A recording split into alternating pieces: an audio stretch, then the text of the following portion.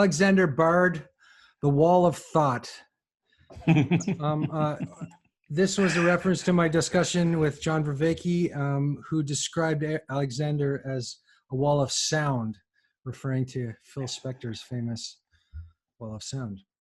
Yeah, but I've stopped being a record producer. So, I did like More is More. So I was flattered with the Phil Spector comparison, but obviously as a philosopher, you prefer to be a wall of thought rather than a wall of sound, right? Yeah, no kidding, yeah. Even if it's a wall of information, to be honest about it, yeah? I think a wall of beautiful ideas would be even better. Hopefully also coherent ideas. I think what's striking with us when we meet somebody who's like overwhelming us is that the first thing we need to find out is whether what they say stick together or not. Is there a coherent worldview here? And that's when it gets really impressive. Right. And you and I have been hanging out now with some truly systemic thinkers lately. We got 4 of them in America. One of them obviously is Jan Söderqvist. And another one is Greg Henriquez, who's built the Tree of Knowledge system, and he's challenging the orthodoxy in the world of psychology because of it. He's also a friend of John's, obviously. And we got the 2 guys down in San Diego. We got Jordan Hall and Daniel Schmachtenberger, who also work together and see each other almost every day. And what is striking with these guys, and you get it because you're in on it, is that they all seem to have these sort of highly systemic brains, and they all come out of complexity science, one way or the other. Greg obviously has arrived in the world of psychology, John Vervaeke in the world of cognitive science. I'm obviously in the world of philosophy. Jordan and Daniel probably don't even want to be associated with any specific field yet. They're that wild. But what is striking with all these minds is that they're very systemic. And why we love each other is because we have found out that actually these systemic worldviews that have been presented to us are coherent. And obviously then the whole dance that gets started is one of comparative studies. It's just like, okay, where did you arrive at this? Have I understood you correctly? Did I misunderstand you? And is there more to it that we can put together to put together what I think is going to be eventually a very, very impressive puzzle, to be honest about it, a very impressive jigsaw. Yeah. That hopefully people can then use, obviously. I said beauty, but I was talking to John, and he was talking about his writing partner, Christopher Mastro Pietro, who's kind of a poet, and he was talking about the combination of those 2 guys. When they work together, they end up creating something more sublime than they could create on their own. So John's the guy who builds the ideas, and Christoph's, he said, he furnishes them with this sort of. Yeah, great. That's good. I mean, and I guess you work like that a bit with John. Well, I'm a philosopher, so I'm already in a world of art. I'm an artist, and a cognitive scientist is not. And that explains why I love working with scientists. And my greatest inspiration for this new, really important, hard to write and hard to think book that Jan Söderqvist now have challenged each other, right? This nomadology of the future, so to speak. Okay, to write that book, I am surrounded by engineers. I work with, engineering geniuses. I work with these people who have systemic minds too, but they're completely obsessed with construction and engineering. And I want to get into their minds and understand why they work the way they do, because obviously I'm a phallus worshiper. I believe that's what's needed in society today. I am a Zoroastrian even. You can't get more phallic than that. And I think when we talk about the comparative study between, say, Jan Vervaeke's work and what I'm up to, or my team is up to be honest about it, I think what is striking there, it reminds me of where Eric Weinstein is at. If you think of Eric Weinstein as a character that sits between Jordan Peterson and Peter Thiel, then I'm Peter Thiel, and Jordan Peterson is the Jan Vervaeke. So Eric Weinstein he's only at his best when he's actually being held responsible by either Peter Thiel or Jordan Peterson. That's when he shines, because he can complement them perfectly in his role. But you play that role between me and John, by the way, right now, right? So you don't have to take a stand or anything like that at all. You can just bring out the best out of a Jordan Peterson, bring out the best out of Peter Thiel. But what is important here is that the bigger picture that comes out is quite dramatic. And there are some really drastic differences here They're very, very well, important. you said you're a phallus worshiper, and when I was having that discussion with John, I kind of brought up your vocabulary, and I could feel almost an instinctive like, no, it's like this kind of language is tough for people because it's sexual, and I think sexuality is like. Thank you. That's the point. Okay, we have probably, to begin with, we have to understand that even if John's been all over the place and he's incredibly learned, I mean, this guy knows so much, and that's one of the beauties of his mind. But when he speaks of his religio, which is kind of a chicken race, why don't you just say religion if you mean religion? Why do you talk about a religion that's not a religion when you really talk about a religion that's more religion than whatever religion we had in the past? That's what I think, at least, that he's talking about. Certainly I do. And what religion is here is the essence. What is religion? Right, to right. Me, because hold on there, because John wants to separate religio from really Gary, which would be the dogmatic aspect of religion, right? He wants to separate those two things. He's a chicken. Okay. That's just escaping from the hard work. That's not the way it works. To say you're not dogmatic is in itself dogmatic. Learn Hegel. You cannot be brilliant as a thinker unless you understand Hegel. He's fallen straight into Hegel's trap. People who say you must not be dogmatic because I'm scared of dogma have just declared a dogmatic approach to well, maybe they've declared a non-approach. No, there is no such thing as a non-approach. Okay. That is an approach in itself. You have set the rules for the game by saying that, and you then also become the judge who can say that anybody who's too dogmatic in this room is somebody I'm uncomfortable with and they should leave. That's why I'm saying it's a chicken race he's running. John is brilliant in so many ways, but let's go straight to the point here. What is religion? Well, to me, and I come from the world of psychoanalysis, and I come from deep history and deep philosophy. Okay, for me, it's obvious that the religion is something that interrupts our lives dramatically. We live in fantasies. Our lives are fantasies. This is Jacques Lacan, like French psychoanalysis. We live in fantasies, and these different fantasies, they struggle with one another, and we think we're alive, and we think we're coming to grips with the world because we have different fantasies that struggle with one another. Then suddenly, the real, not reality, the real, it can be anything, just strikes like a bomb straight into our life. Somebody we love dies in front of us. Or it can be collective things, say September 11th, okay? Yeah. It caught everybody. Everybody was caught with surprise, massive surprise, shocked. All those institutions we thought were stable, that would protect us, suddenly fell apart. There was nothing there. And we realized actually the void we're living on top of. So to understand religion is to understand that the real breaks into our fantasy. This is how you describe it with the vocabulary from psychoanalysis. I would prefer another vocabulary that I've developed with Peter Towson, who I know work with, lovely Peter, my research director here. And Peter has come up with this idea that we should still use a vocabulary. We talk about the horizontal and the vertical. Oh, yeah. John talks about that too, yeah. Yeah, so John knows what I'm talking about when I'm saying that because he knows the history of religion. The axis mundi is vertical, right? But we live in a very horizontal world.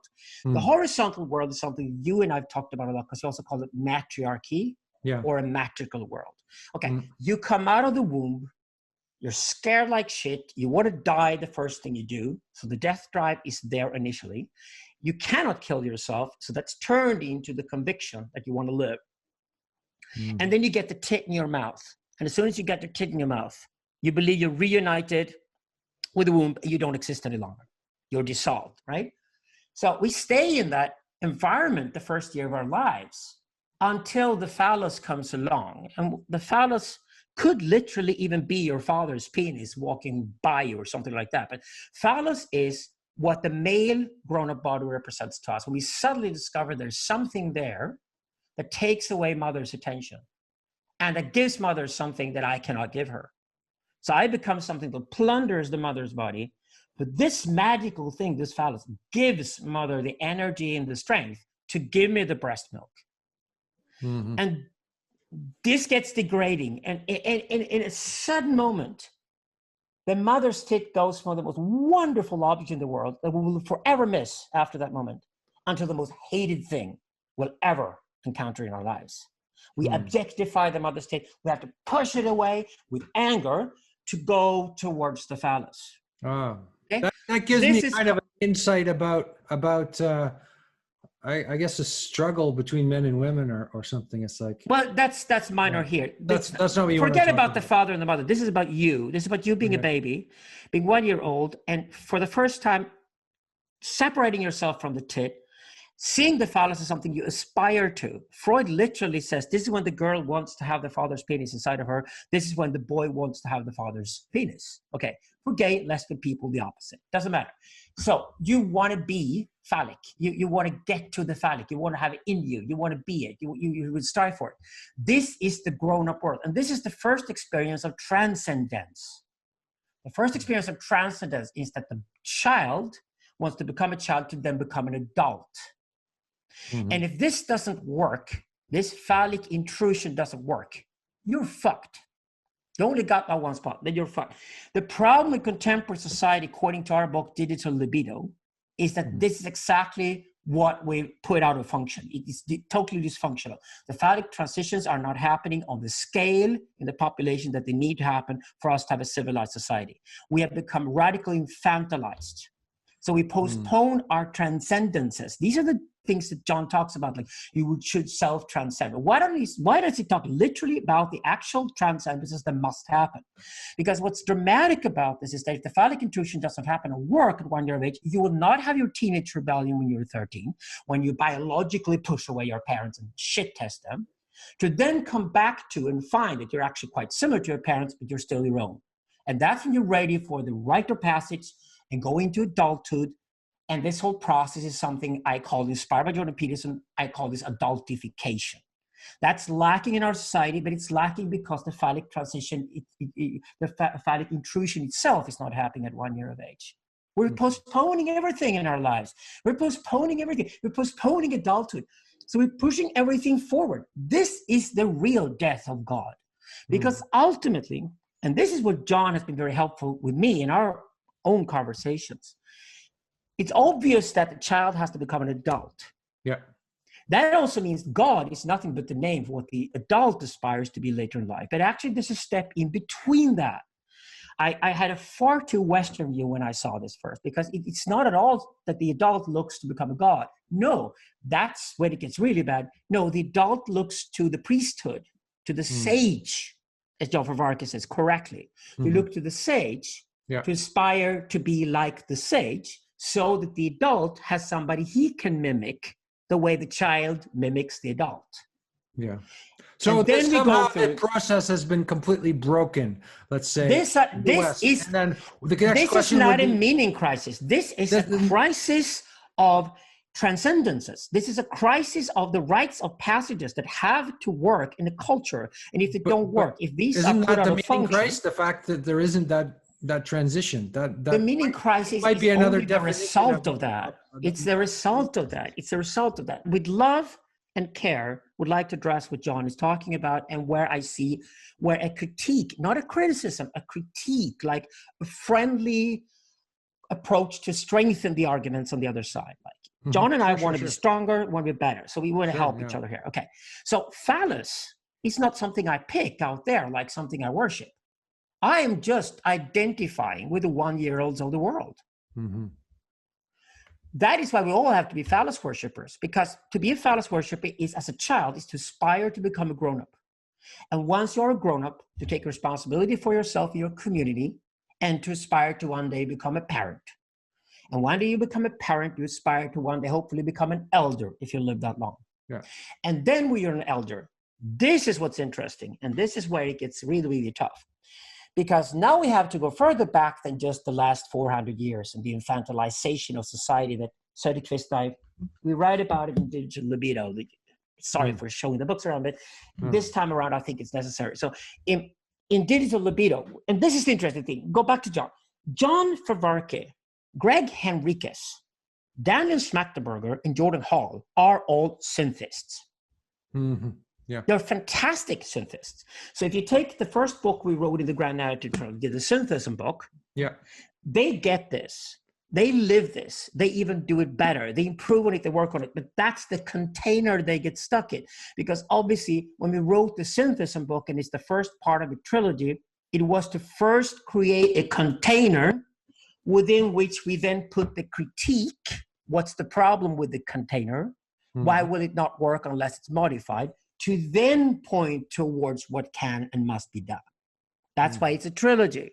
So my frustration with Jan is partly by referring to my own work with Jan Söderqvist, is that he gets stuck at the Syntheism book and he's like afraid of taking the step on to do this libido.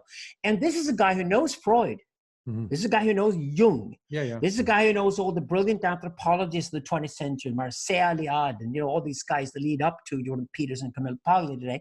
And when you take their critique of our society, the society we live in, they agree strongly with me and Jan Söderqvist. Well, he hasn't mentioned mass infantilization is the current problem. Vervaeke hasn't mentioned René Girard. Neither has Jordan Peterson, and Jordan. They're missing something. Both Jordan Peterson and John Vervaeke talk about sacrifice. I think John maybe he stops at the Greeks. He finds the Greeks. Well, even John now admits that the problem is shamanism and stuff too. The axial age that every teacher, including John up until now, has declared as the most fantastic thing that happened, because about 800 before Christ, simultaneously in China, India, the Middle East, and Europe, the civilized world. There is an axial revolution, right? But I disagree strongly that the axial age was a great age. I think many of the problems we're dealing with today actually come from out of that age. And that's exactly what he says that's two world mythology. He criticizes that age too. But he's missing. He has two big voids in his understanding of the history of ideas. He hasn't studied Persia and he hasn't studied Egypt properly. Because if he had done that, he knows that the axial age is actually dealing with a successful and a failed revolution that happened about 500 years before the axial age. It starts with Zoroaster in Iran, in Central Asia, who declares the first monotheistic religion and does so successfully. 3 major Persian empires are eventually built on that religion. And I would still say it's a very grown-up religion. It's essentially a religion absolutely about adulthood and transcendence and putting yourself in your place in society, and don't think you can be anything outside of where you're set. That's exactly how Zoroastrianism works. I converted to it myself. I see a strong resurrection, and a restoration of Zoroastrianism is needed to complement the picture of the East and the West before we can look at the East and the West and compare them. But we also have to remember, this is about mimicking again. René Girard, exactly. You've read René Girard? Peter Thiel was his favorite student, Jean-Pierre Dupuy in France. Well, I think one of my favorite thinkers. I think the scapegoat is the key here, because all of the fear that John has about totalitarianism and all that, that's the scapegoat. I mean, you call it the abject. No. We talked about it before. Let's go back to what I mentioned about the phallic intrusion. Okay. Your mother's tit turns from the most loved object in the world into the most hated. That is objectification. Scapegoating is merely the objectification in a larger population. You won't even find that in René Girard, but you find it in our work. So to understand scapegoating, you first have to understand why you hate your own mother's tit. Okay. So to have a unified worldview, you got to have something you're terrified of. You got to have something you're incredibly attracted to. You got to have something you despise and push away, and you got something you're pulled in by. So you got to have these objects around you relate to that give you values. Is that the vertical, maybe the heaven and hell? You have to have something high to aspire to, and then now you're great again. Now you're brilliant. You're ahead of the game. Okay, but let's go back to what I talked about prior to the axial age. About 300 years after Zoroaster and Vishtaspa successfully declared the first Persian empire with a state religion called Zoroastrianism, and does so successfully, the Egyptians are inspired by the Persian experiment. Okay? They then suddenly, 1300 before Christ, a lady called Akhenaten steps forward. And Akhenaten declares a whole new religion, an Egyptian version of monotheism called Attentionalism. There's a problem, though, and that is that Zoroaster's religion was created in a landscape of 2 rivers. You got the hills up there, you got the sea down there, you got 2 rivers floating next to each other, and there has to be a relationship between the rivers.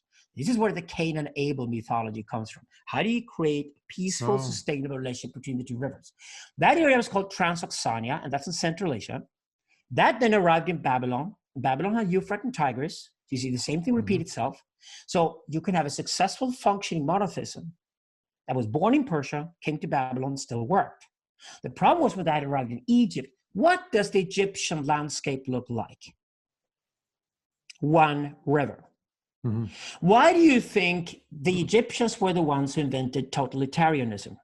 Because so they had a mono perspective, not a. No, it is all about the phallus. Their phallus is completely unified and only one phallus. The thing with Zoroaster's unique understanding of the human condition was to understand the phallus is split. The phallus is split between the chieftain and the priest. Okay. Between the body and the mind, or as I say, confrontationally to men who do men's work, between the dick between your legs and the dick you hopefully have in your head. So to understand masculinity, and to understand where men strive to go, because they always want to get out there in the world, you have to understand the phallus has to be split. That means really great leadership. It's like Moses and Aaron, or Zoroaster and Vishtaspa, Zoroastrianism, we got Moses and Aaron in Judaism, is between the chieftain and the priest who work and collaborate and respect and love each other to bits and admire each other for each other's strengths. So all successful patriarchies, this is what Jan Vervaeke does. He's just scared of patriarchy, period. He's scared of phallus, period. No, without phallus, we die. We die. So we have to have phallus. The problem with contemporary society, contemporary meaning crisis, that Jan Vervaeke is missing is that the reason for the meaning crisis that we killed the phallus completely after 1945. And we're stuck with the mess ever since. It's called postmodernism, and it's a fucking poison. And it will only lead to the resurrection of even worse totalitarianism. Maybe it's from World War I, even with all the death of those fathers and men. No, wait a second. Okay, good point, I'm thinking of the phallus in terms of masculinity, right? Let's not go too much into the footnotes because you're brilliant. Okay. We get back to the topic. So let's go back to the topic here. So we can go back and explain that. We can do that later. We did it in the digital libido. If you really want to understand the difference between an authentic and a fake phallus, between an authentic Messiah and a fake Messiah, and the world is full of fake messiahs, authentic messiahs are rare, but needed. Okay, then you can read Digital Libido so you understand it. But the thing here is that when you understand the phallus is split, so the matriarchy is not split. The matriarch is basically the oldest, wisest woman in the tribe. Well, she's only going to push the whole tribe forward. She's fucking Margaret Thatcher. That's what matriarchs are. But if you're going to lead and seduce and pull an entire population, you better have somebody you can look up to physiologically. That's the chieftain. He's the warrior. He goes into the fighting and all that. You got to have a priest who gets the picture, who has the picture clear to him, who uses his mind brilliantly to then support the chieftain and the army so they can do their job, right? So you got to have Moses and Aaron at the front, and you got Miriam, the sister, at the back. Okay. That is the perfect picture of nomadology. Yeah, so if you have the priesthood that runs amok, then you have a crazy society. And if you have the just the warrior who runs amok, then you have a crazy society. If you ever get a leader, so the two have to be if you ever get a leader who says he's both the chieftain and the priest, you get the tyrant. This is exactly what happens in Egypt, 1300 before Christ. And Freud realized this. Freud is so fucking brilliant. He's like a super Vervaeke, super bard, even on Hegel's level, But Freud realized this was an old man, that he needed to go back to his own Jewish roots and understand Judaism to really, truly understand why the West, and there I include the Middle East are fucked. So he went back to Judaism and its roots, and he found out that obviously the Jews came out of Egypt originally, and they were obviously what was left of Attentionism after Attentionism was destroyed. Because what happened was that as soon as Akhenaten was gone, he was a very powerful dictator. Okay, you were only allowed to worship him, and he was the only ones allowed to worship the sun. That was it. Minimalist religion, right? So his son Tutankhamun took over, and he was, of course, the result of incest for several generations, probably quite dysfunctional. So the Egyptian priests conspired and said, this tyranny is gonna kill Egypt. We gotta get rid of the pharaoh. We gotta kill our own god. So they killed Tutankhamun. Jesus Christ on the cross is obviously only a mimicking of the whole thing, right? So they killed Tutankhamun. This is where the scapegoating comes in, where Freud and Girard fit into the picture. So they kill Tutankhamun, get rid of him, and then the Attendants that are left in Egypt become a small minority. They're probably put under slavery and pressure, although they're brilliant in many ways, and they think, brilliantly, and eventually they leave. And what saves them from repeating the mistakes of Akhenaten is when they arrive in Canaan, they pick up El from the Canaanite religion, and they keep Yahweh themselves. So they keep the sun god from one religion, and they take a rain god from the other. This is exactly what the Zoroastrians did in Persia and what worked. The sun god and the rain god in all polytheistic religions are always separated. They must not be the same guy. The sun god is the maintainer, the father in Christianity. The rain god is the perpetrator. He's the warrior, but he's also the guy who fucks, the earth and puts it, makes it prosper and grow. And the rain god and sun god, if you got to keep these two gods separate in every polytheistic religion, and Hinduism is a perfect example of that. Every polytheistic religion keeps it separate.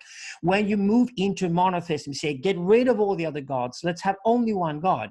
You must not have a fantasy of a phallus that's unified, because that kills the phallus.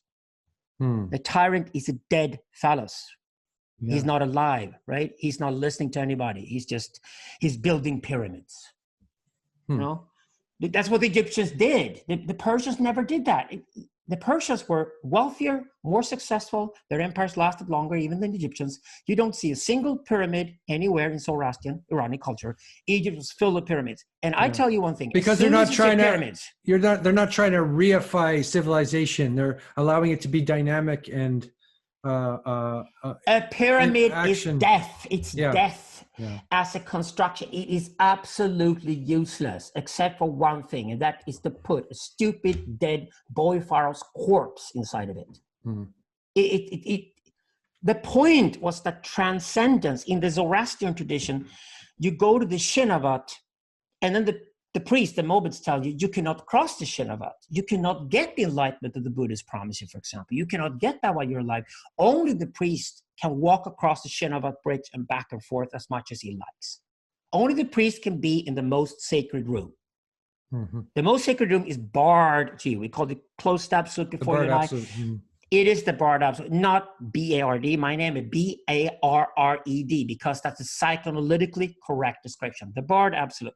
God must not be accessible to you. So what the Zoroastrians knew was that you cannot have a direct accessibility between God and man, because if you have that, then you also have a direct accessibility between God and man the other direction. Because God would just destroy you, sort of thing. He will certainly cause constant havoc as he wishes. You weren't ready. You're not ready for him. This is the problem. Yeah. We're stuck with the West, with a Cain and Abel situation, with two inferior religions that became popular and widespread because they promised us that anything that stood between man and God had been removed. Christianity claims that happened when Christ died on the cross, when they say that the curtain in the temple fell, and suddenly not only the sacred room was available, but the most sacred room, you could look straight into the heart of God. Anybody could look straight into the heart of God.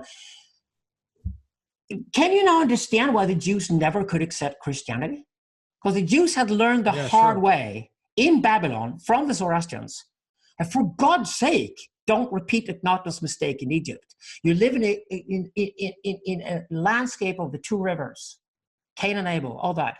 Keep El and Yahweh. So I was listening to a Jewish rabbi say that he thought that Paul may even Jesus was saying, "Oh no, don't let the Gentiles in," or something like this, right?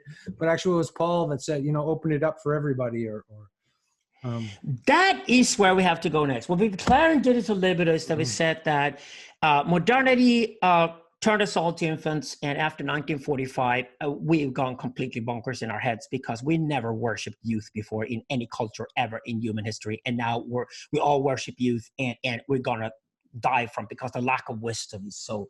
This is where John Vervaeke and I agree. It's a lack of wisdom, but the idea that there could be instant infant wisdom at all is the problem with Christianity. Christianity doesn't worship the phallus. Christianity worships the mother and the child, as if the child knew everything, as if the child was a priest ready to see God. They worship innocence or something like that. This would be absurd to the Persians and the Babylonians. Absurd. And they would certainly see the same mistake that happened in Egypt happening all over again. But we had it as an extended mistake over 2,000 years. The problem was that then 600 years later, because that door had been open already, somebody came along and said, oh, by the way, I'm going to create another vulgar pop religion that everybody will like. And I'm going to have a religion where God has instant access to men all the time. Welcome to Islam. Okay. The problem we got is that while Christianity and Islam are fighting the war between each other, the rest of us just step back for a while and say, maybe both of these two religions are fundamentally wrong. And maybe we need to go back to what psychoanalysis says, what Judaism says, what Zoroastrianism told us all along. And that is there must not be any idea whatsoever that there's a direct link between man and God. That's exactly why there is a priesthood in between, to prevent man from ever seeing God. And the priesthood are the ones who do not put children out there in the world, who do not fight over heritage, they're not part of the intrigues, they retract from society. They step outside society to not be part of the power game that goes on in the square. So they stay out in the monasteries, they live their own isolated lives as a shamanic caste, precisely so that they can have direct access to God. So we can go to them when we need to communicate with the divine, but the divine only comes back and crushes straight into our lives through sex, you made me think through of art, and through violence. Okay. And that's religion. Continue. Yeah. That's religion. If Jan Vervaeke doesn't get, I think he does. But sorry, hold on a minute. Hold on a minute. I lost you when you said that's religion. Just go back. Religion what is religion? Okay. Anything that suddenly can break into your life and you cannot control it, and it shakes you up completely, and it tells you how powerless you are, and it makes you a bit respectful of fate, the ultimate goddess. So you have to sort of recalibrate your worldview. So the way Jacques Lacan says is that we live in a series of fantasies, and what the real does is that it shakes us up and reminds us that these are just fantasies. Yeah, religion and we brings then us out of our fantasy. Reconstitute them. We create new fantasies out of whatever material we got available to us that we hope are better. And this is what we perceive as transcendence, as development. So that's how it works. And that's exactly the way I see John is he practices syntheism. And I agree with Greg Enriquez, this should be called American syntheism. By the way, syntheism is a theological term for anybody to use. So syntheism is what. Okay, explain a little bit more in nuanced detail what syntheism is. I think that's okay. Syntheism is the Hegelian understanding that the conflict between theism and atheism, a bit like the conflict between Christianity and Islam, is a fake conflict. They have the same problem. They should both go away. The same with theism and atheism. Theism and interesting. atheism Actually, what we talked about, me and Vervaeke, is what conclusion he came to is that the false dichotomy between theism and non-theism, because Buddhism is usually considered non-theism, and he said that. Yeah, but actually that's not the point here. Kind of what you're saying. No, that's not the point here. The point here is what? Why do we use the word God to begin with? We use the word God because it's the name we put on the Bard Absolute. So when you look at yourself, you discover that you're chaos.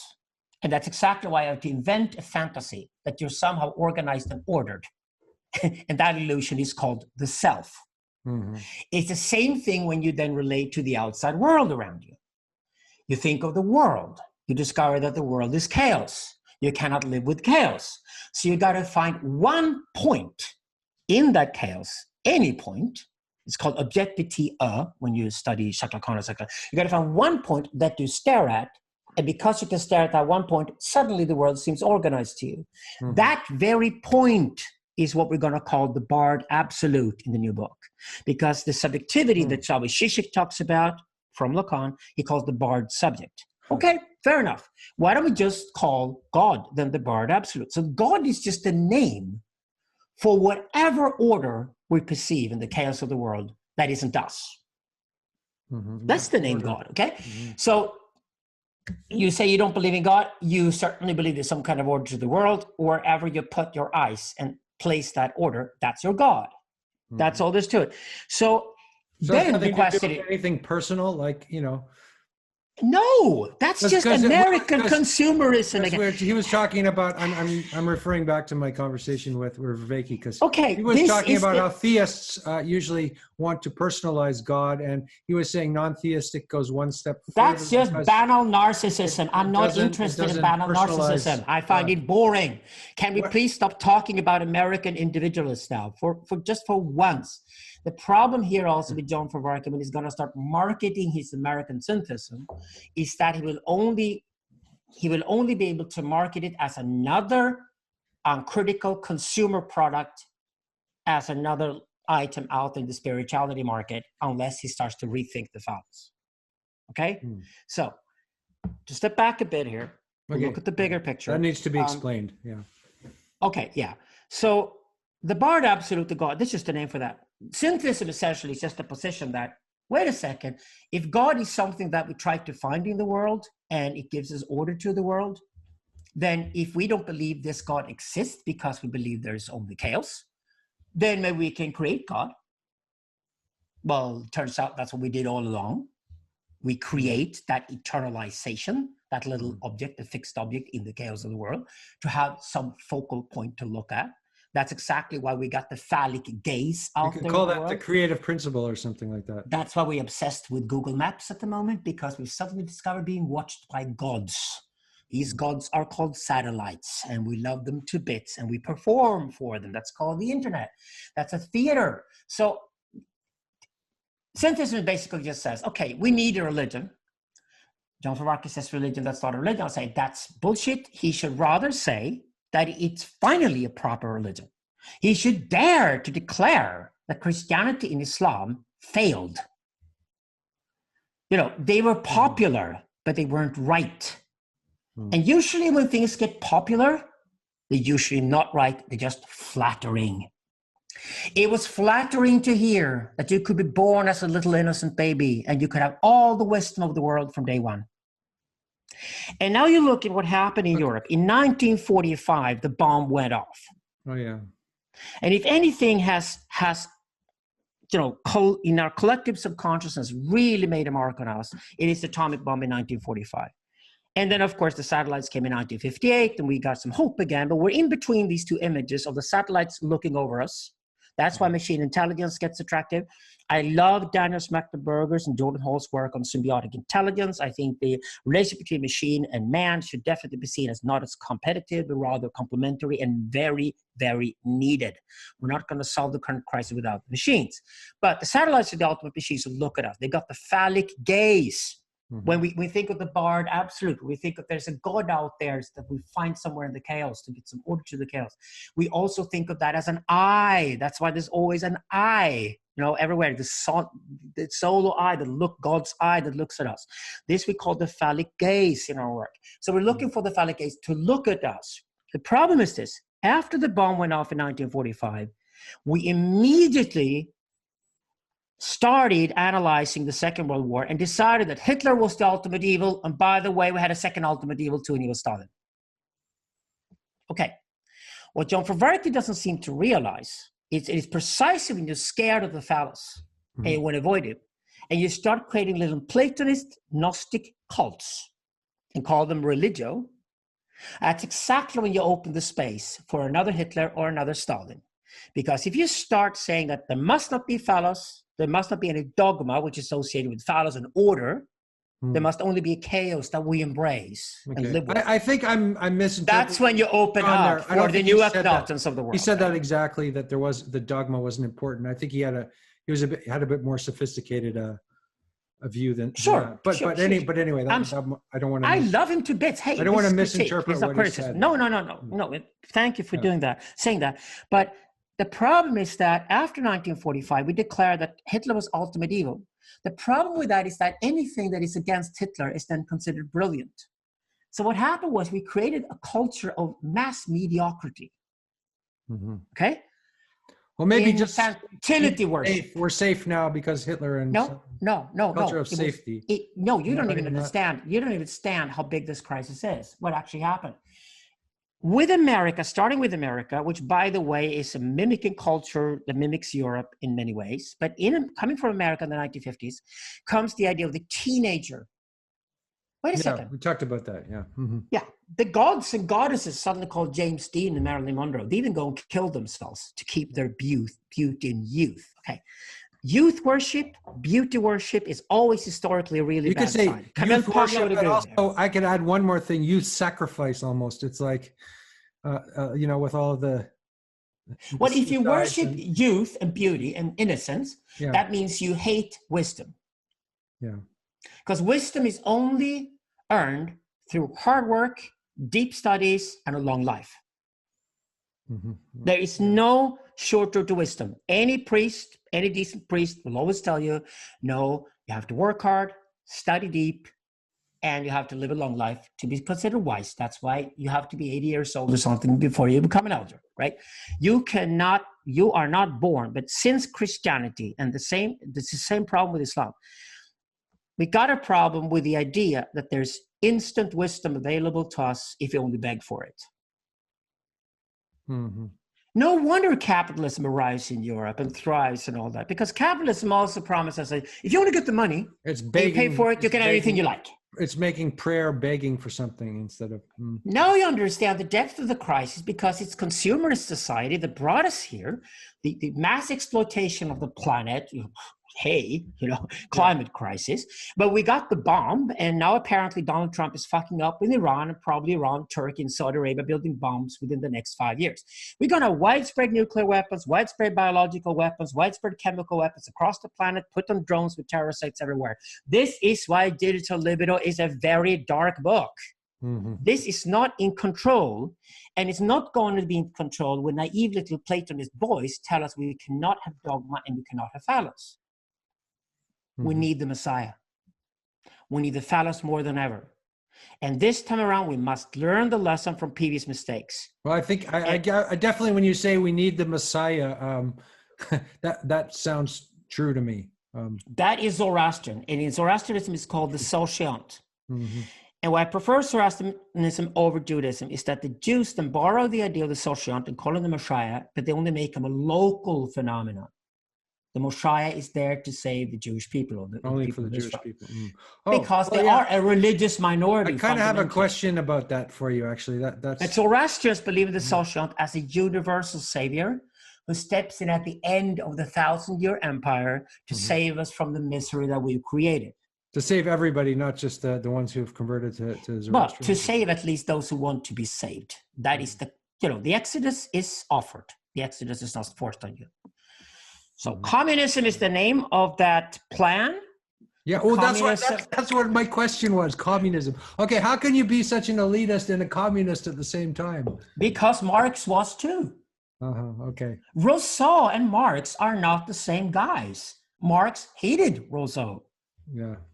Marx said that a small proletariat would take over the world and beat the capitalists at their own game by creating a society where creativity rather than capital was at the forefront, and thereby creating a society people would gladly join. That's why Stalinism is but the workers compared to Marx as Hitler is to Nietzsche, right? The workers are not a small elite.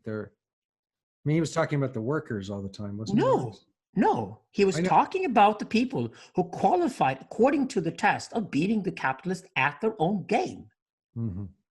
He said capitalism is the best thing we've created. But it was a bottoms-up movement rather than a... But I don't think we're going to get stuck with Marx tonight, okay? But let's just put it this way. I read Marx through Nietzsche, and that's the way you must read him. I hate Rousseau, but so did Marx. And Marx didn't have a single good word for the people in the streets of London and the lumpen proletariat. Marx would have hated today's identity politicians. He would have hated the social justice warriors. He would have considered them weak and spoiled brats. And, they're not producing anything. They're not producing any value. They're not proud of themselves. They're coming here begging and demanding more tit. Mm-hmm. That is the exact opposite of what Karl Marx wrote about. But socialism, because it became a big tit, failed. Socialism became a big tit. Well, that's.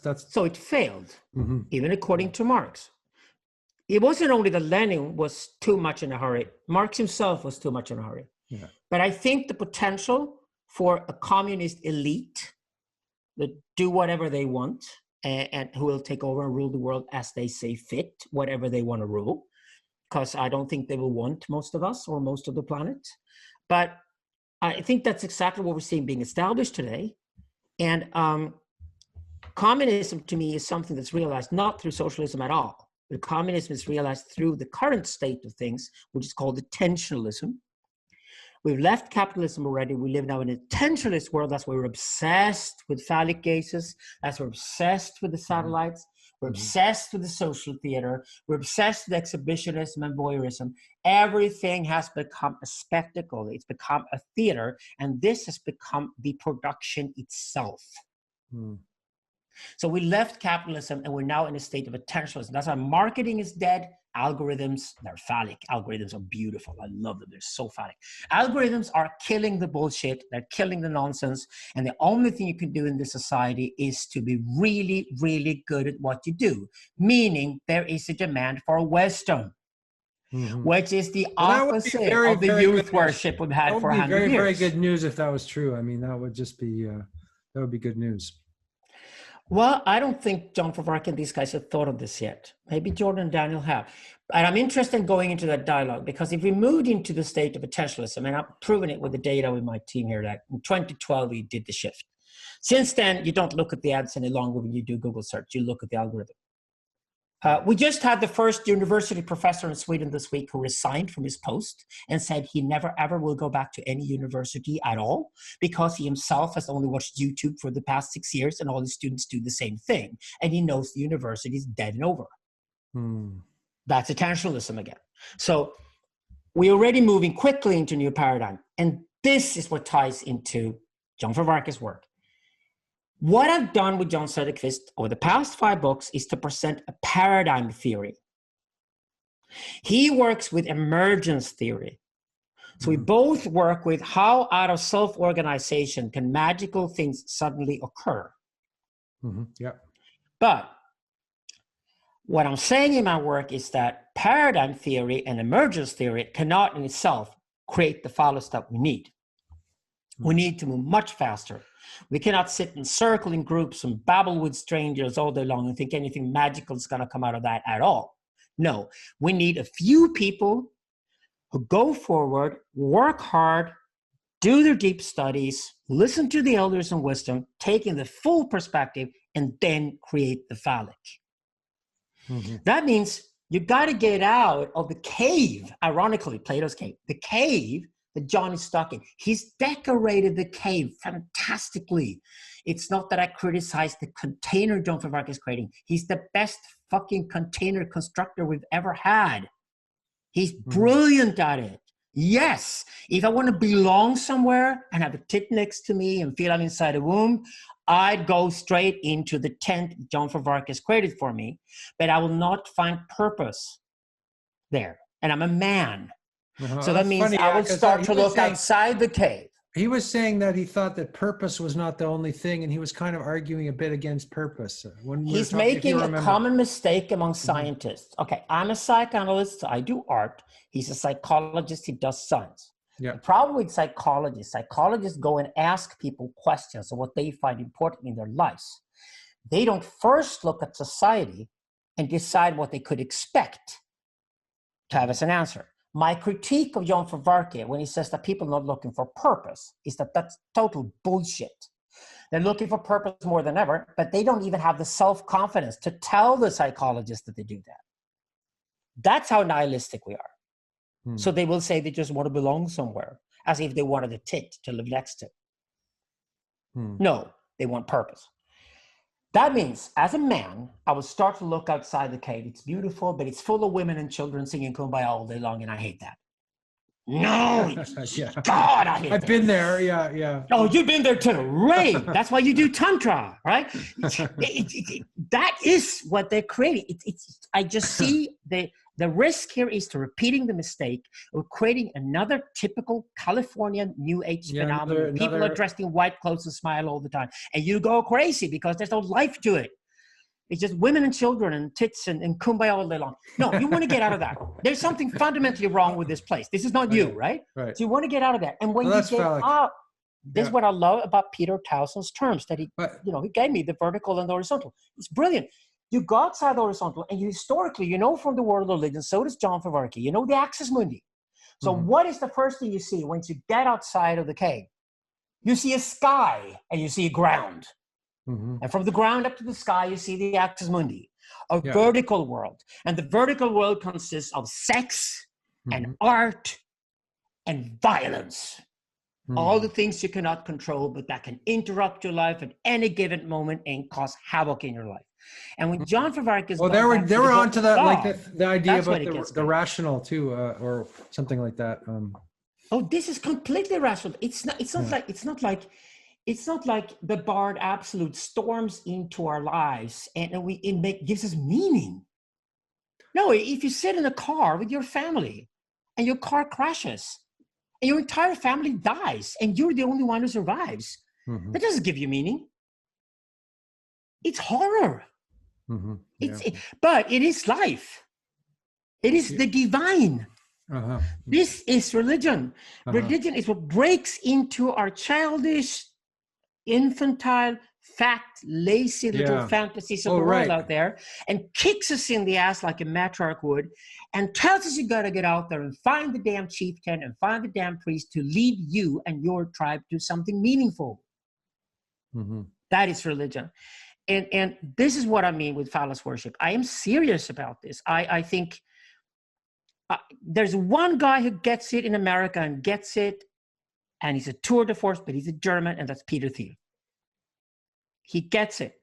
And I want to tell me about it, because I don't know if I've looked at Peter enough to be able to understand exactly where he's coming from. So maybe you can explain to you why he gets it and what that means. And sorry about the Swedes here, but sorry, Nick Bostrom and Max Tegmark are not philosophers at all. They're just little Egyptian boy pharaohs who write books that are just about, what boys dream about. God, they watch too much Star Trek. They haven't read enough Hegel. No, Peter Thiel is a philosopher. He is a real philosophical mind, and he's brilliant.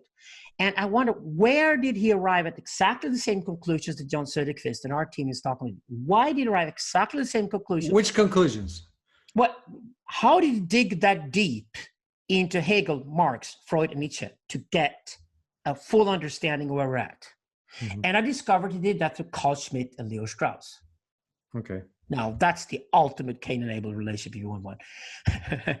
Have you read Carl Schmitt or have you read Leo Strauss? No. Okay. This is Carl Schmitt was the German Nazi super philosopher. Right. Yeah. I've heard of them. Yeah. Yeah. So if you read political philosophy or if you read theology, you have to read Carl Schmitt, because his genius was the discovery that the separation of church and state, another mistake from Christianity, again, to keep children away from God. Right? So, Carl Schmitt essentially said that this is ridiculous. Politics and theology are one of the same thing. So he created an idea of political theology, and that's exactly why he created he created a political ideology that celebrated pathos, celebrated the sex and the art and violence to the extent that he completely forgot about logos. That is fascism. Right. So Carl Schmitt, and you did that. That's exactly, if you're a leftist thinker or a rightist thinker or whatever, and you do politics, you cannot avoid Carl Schmitt. You can't even do political ideology without studying Carl Schmitt first. But Carl Schmitt, in parallel with him, had a Jewish friend called Leo Strauss. And they bizarrely kept in contact throughout all these years. Leo Strauss obviously left Germany, like so many brilliant minds did, went to America, and he's one of the 20th century's most precious thinkers. He's a brilliant thinker. So Peter Thiel has arrived at an understanding that the lack of phallus is at the center of the meaning crisis, and he's arrived there by going there through Carl Schmitt and Leo Strauss and the understanding between Schmitt and Strauss. He's written a brilliant paper called The Straussian Moment. That is on a par definitely with the work we do. That is how fucking brilliant Peter Thiel is. And I am getting connected, I guess, with the people around him in America, and I think we need to start collaborating on that level now, because the problem we've got is that if there's too much of this worship of the magical emergence coming from out of nowhere, suddenly a self-organization solves our problems. If people seriously believe that, if that sort of effeminate, metrical religion that it hates and is scared to death of the phallus, if that takes root and becomes the dominant mode, we know historically, Camille Paglia agrees with me here. Yeah. Not only Camille Paglia, we know that historically, if that happens, we're in a really, really bad place, because that's exactly what happened in Egypt before Akhenaten. That's exactly what happened in Germany before Hitler. That's exactly the mess Russia was in before Stalin came along. This was the mess China was in after Japan had raped it to bits in the 1940s, and Mao came along. And 10 years later, Mao started the Cultural Revolution. You know how much I talk about the Silk Route? Constantly. That Silk Route is the most magnificent project humanity ever built. There's also an inverted dark Silk Route. And that dark Silk Route was created in the 20th century. And it's a Silk Route that goes from Hitler to Stalin to Mao to Pol Pot. Yeah. And it has a name on it, and that name is Rousseau. If we keep worshiping little children as if they were gods, we are Rousseauans. Okay. And that can only open up the space for a little child God to step forward and say, you're going to follow me. And then all of society will be in a state of Lord of the Flies. Jan Vervaeke is serious about wisdom, and so am I. But I think he needs to understand that, well, maybe he does, but he needs to understand that infant wisdom is a big myth, and he needs to deal with the Gnosticism and deal with the Platonism involved in this. That's where I'm meeting. I am totally anti-Platonist. I'm definitely with Aristotle against Plato, and I think Heraclitus was the most brilliant of the Greeks. And I think Zoroaster is the real root of philosophy, not the Greeks. And we need to go back to prior to the Axial Age, to these guys who came out of the nomadic life and put down the nomadology into text and tried to create a religion that fitted human beings. And the message today in the 21st century is that we need to get humanity on the move again, in ideas and physically. We need to get them out of the illusion that the permanent settlement was ever a safe harbor for humanity. It isn't. We need to get on the move again. And I think the return of the global nomads, we mentioned that term 25 years ago, that's the new elite. I think the people who are the anywheres will be the winners. I think the somewheres will be bitter losers. And I think the new elite that will step forward, the netocrats we talk about, are nomadic again. It's a renomadization of humanity. That's the key. That is a return to the nomadology. Return to the religion that we practiced for 50,000 years. So being able to move through borders and No. And stay also within your own tribe. No, we haven't. There are many problems we haven't solved. This is not a Christian fantasy at all. This is not a Platonist perfection at all. No, I didn't mean that. No. It's just that it is a humane way of dealing with human beings. This is what human beings can handle with their minds and operate within. So I understand nationalism today. I mean, I understand that we need borders that work. We need membrane theory. We need intelligent borders rather than stupid borders and things like that. But I think the global empire has happened. I think it's technological. I think the machines have already decided that they already have a global empire. I think the machines that are developed right now, they will instantly, in a second, as soon as they start to pick up on things, understand that they are free to roam the earth as they wish. And I think it's human beings who are stuck in small mindsets. We're stuck in tribes, in clans, at best nations. We're terrified of the empire, and we need to go back to Zoroaster, who is the only guy ever who said, I wish to create a religion for all humanity, and understood what that meant. So for me, the picture is that Zoroastrianism and Judaism are grown-up religions, and Christianity and Islam are the bastardizations of those two religions. And we need to deal with that. And I think Cartesian individualism that got stuck in Europe and became the American state religion after the 17th century is a bastardization again of Christianity. We haven't developed at all as human beings. We've lost track, and we've lost track over the last 4,000 years. And this is the price we're paying for the illusion that we could settle permanently somewhere and magic will just come from the sky and we'll never have to make an effort ever again.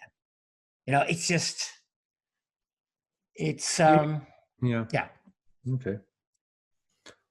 I'm not alone in this. I know other people who are getting there too. I think the deep study. No, I get you. I mean, it's just West, this kind of stasis of just sort of, this extreme stasis or something. No, I don't think there's a stasis at all. There is a beautiful word in ancient Persian that cannot be translated. And it's called frashkerete. And the frashkerete is the state of ever renewal. Yeah, but I'm saying you're criticizing the state of stasis and oh yeah, proposing the state of renewal. Yes. You're saying that we need to get on the move, and you can just look at the beautiful Plato's cave that Jan Vervaeke is talking about, and he probably agrees with me. And maybe I have over-criticized or been overcritical here, maybe then to make a point. Then I'm all the happier. I want to hear what he has to say, and I want to be smarter, and I want to have a better view, and I think certainly details in the overall picture working on this idea of the nomadology. We are obviously fulfilling what Gilles Deleuze set out to do, the greatest thinker of the 20th century. He created the term nomadology. He talked about the military, he talked about the shamans who could be nomads, but we're talking about the entire humanity has to become nomadic again to survive. And we know it for a fact. We go to the gym. We all know that if we just lie in bed, we die from obesity. Mm-hmm. And we're also discovering that, we look beautiful, we're sexually attractive when we're 20, but we know shit. Get the sex dolls in there and remind us that, that's what's easy. It was easy to look great, but it's damn hard work to be a fascinating and creative person who has wisdom. And that is what we must value again. That must be the highest value. There we agree completely, all of us systemic thinkers. We agree on. It's possible that I focus too much on the phallic because I don't see anybody else doing it. The one question, that was one of my questions. You anticipated one of my questions, that people might interpret you as being sort of phallocentric or male-centric or people interpret your philosophy as that. I know you're not. I'm saying... Being phallocentric means that if the men get their shit together, the women reap the benefits. They get more shoes. Yeah. So they can do their shit anyway. Giving birth to children, they do wonderfully. So, and they do so many other things. I mean, for God's sake, I've got tons of young girls that I mentor to right now, and I love them to bits. And we need female leaders because the men are not up to it. Yeah. The men have screwed up. So we certainly, during a long period now, need a lot of strong women taking leadership roles. But the metrical perspective, and when I had one of these lovely, friendly conversations with John, and so far we talked through you in public, and then we talked in private directly, and I just told him straight off, I said, why don't you just come out as the screaming Buddhist you are? Mm-hmm. Because to me, John is the perfect Buddhist to match my Zoroastrianism. Yeah, he doesn't want to be a Buddhist. He doesn't want to... He is a Buddhist. Yeah. What else is he? Mm-hmm. He knows the Japanese. He knows the guys. He knows Tibet. He knows the Buddha. He's a formidable Buddhist scholar, and the sort of Plato's cave, the horizontal religion he's talking, the religion of the horizontal world that he's talking about. And he does it beautifully. I mean, for God's sake, I wrote the Syntheism book to celebrate guys like him. I don't have a problem with that at all. I'm just wanting to complement the picture and say there's something lacking that could even be dangerous if we don't see it. And it's like, philosophically speaking, it's very common, but John has made the jump from Immanuel Kant straight to Heidegger. And then because Heidegger is a Nazi, he takes on the Christian Heidegger, who's Paul Tillich. And all those 50 lectures he gave arrived with putting Paul Tillich there as his Bard Absolute. So, okay, I don't do that. I think Kant was the last of the boy pharaohs. And it's Hegel who takes down Kant. And my God, when you start to understand how Hegel thinks, you understand what thinking is. And it's fantastic, and you get way more intelligent because of it, and you start to think negations and all that, and you get the picture. And you also get how misunderstood Hegel is, but he's brilliant. And his sons are Nietzsche, Freud, Marx, Jung eventually. They're all sons of Hegel. If we hadn't started thinking negation, we couldn't even have discovered our own subconsciousness. We couldn't have the realizations we have today. It would have been impossible. That's where I'm at. So I don't think you can jump to Heidegger, because it becomes a very individual existential project of some kind of self-indulgent self-transformation.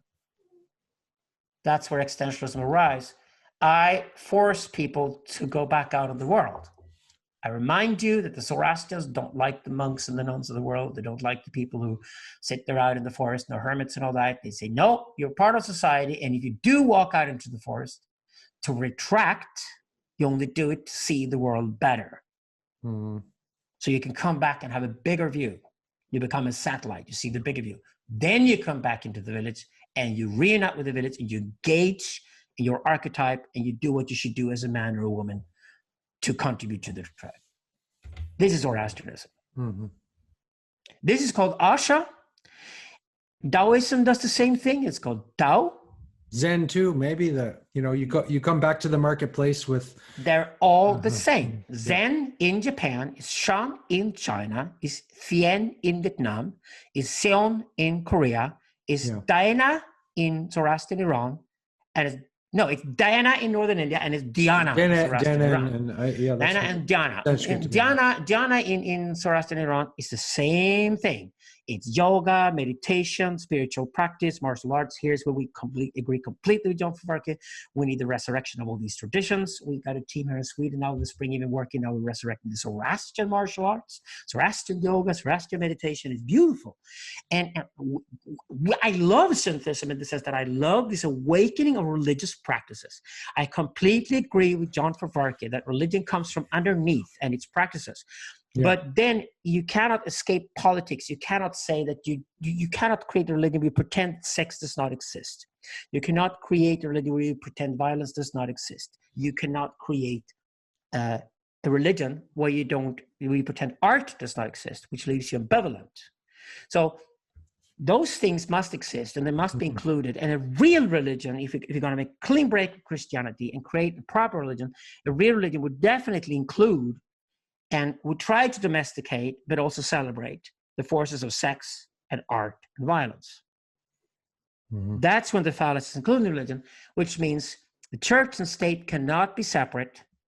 A proper religion understands that all of society is religious, and church and state going separate ways is exactly what creates a state that is irresponsible and then plunders the planet, which is exactly what the European states did. Mm-hmm. Religion is the way to contain the forces of nature, inside ourselves. That's Hegel's, that's Freud's, that's Jung's point. Mm-hmm. I have this image of the two rivers coming to my head again. Yeah, that's a very strong image. Again, I got to credit Peter Towson and my team for that. He's good. He's good. Mm-hmm. He's really good with that. Proud to work in the team, collaborated, wonderful guy. It's so striking. It's like you read Marshall McLuhan, right? Mm-hmm. And you realize that the way we communicate determines how we think. Mm-hmm. Sure. It's Aristotle. We talked about Aristotelian revival now for a long time. It's really happening. If you're radical enough, you take Aristotle's critique of Plato, when he tells Plato, you don't understand context. And if you don't understand the context within which things happen, you don't understand anything. Yeah. Okay. So the Aristotelian revival is all about rediscovering context. The radical way of doing that, now we have access to the last 10,000 years of history, and we have access actually to genetically to human beings for the last 200,000 years. We can finally, scientifically, through data anthropology, understand human beings. That is fantastic if you're an Aristotelian, because then you can study how the landscape we live in shape our thinking. And can you see now why exactly Akhenaten happened in Egypt and why Zoroaster happened in Mesopotamia? Mm-hmm. So that low shift made all the difference between the one river civilization and the two river civilization. And theology has argued ever since about the trinities, about the dualities, about what is the Father, what is the Son, what is the rain god, what is the sun god, what is the split within the phallus. I want to go deeply into this, and I intend to call it phallus theory and phallus studies. And I don't mean that as a medical doctor. I mean that as a philosopher. what are the different aspects of phallus? I mean, there's the root of the phallus, that's the history, that's deep history where we come from. And there's the phallus in the sense that the phallus is the dream where we're going.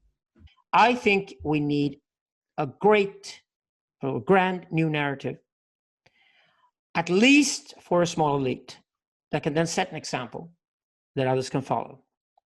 That's the Nietzschean perspective.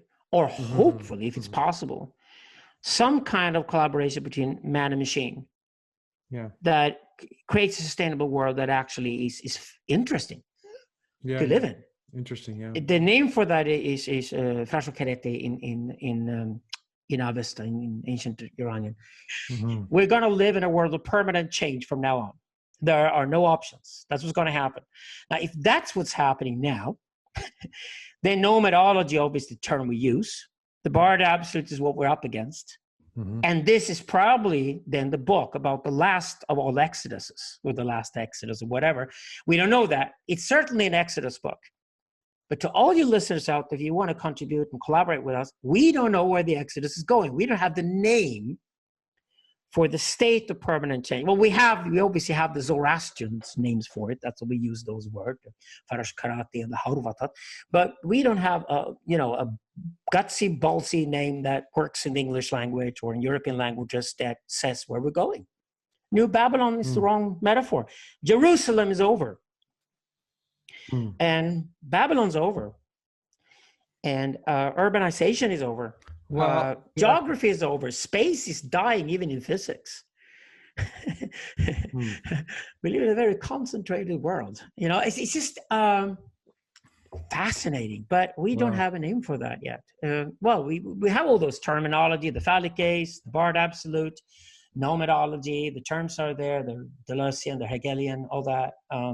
Psychoanalytical, certainly. But yeah, some of these bright kids out there who go all the way through and listen through all these sessions we do, you and I, and find the depth in them that's there. I think the audience is slowly growing. It's bigger now in the podcast than it is on the YouTube. I noticed. Good. So they can stop looking at my red nose and actually hear what I'm saying instead. Well, it's about almost equal. But you're handsome, if they favor you, they would look on YouTube, and Kennedy will win the election. If they favor me, they will listen to the radio, and Nixon will win the election. No, not true. Yes, you have a beard. You have a great beard. And you're pretty damn handsome. Last few months, Andrew, you can tell you live in France. You're handsome. You and I are going to be traveling a lot this year, doing stuff together. Yeah. We'll plan to go to Canada together. We love Toronto. We love all the shit that's going on there, and see what we can make out of that.